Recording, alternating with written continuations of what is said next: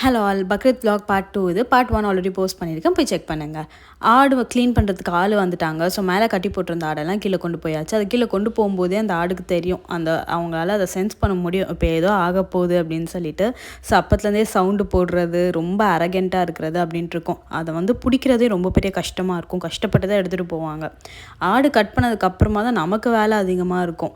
அது ஃபுல்லாக க்ளீன் பண்ணுறதுக்கு நிறைய வெசல்ஸ் தேவைப்படும். நிறைய வேலை வைப்பாங்க. இதை போய் எடுத்துகிட்டு வா, அதை போய் எடுத்துகிட்டு வா, இது தேவை அது தேவைன்னு சொல்லிட்டு.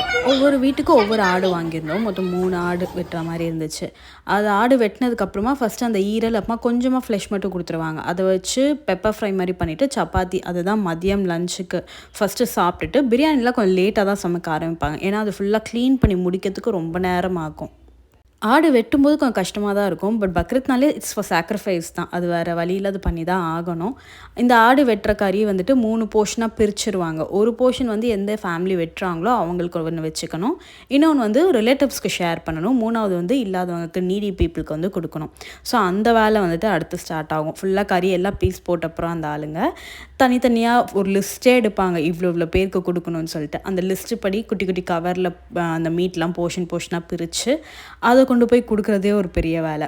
அதெல்லாம் முடிச்சுட்டு பிரியாணி செஞ்சு சாப்பிட்டு பண்டிகை நல்லபடியாக போச்சு.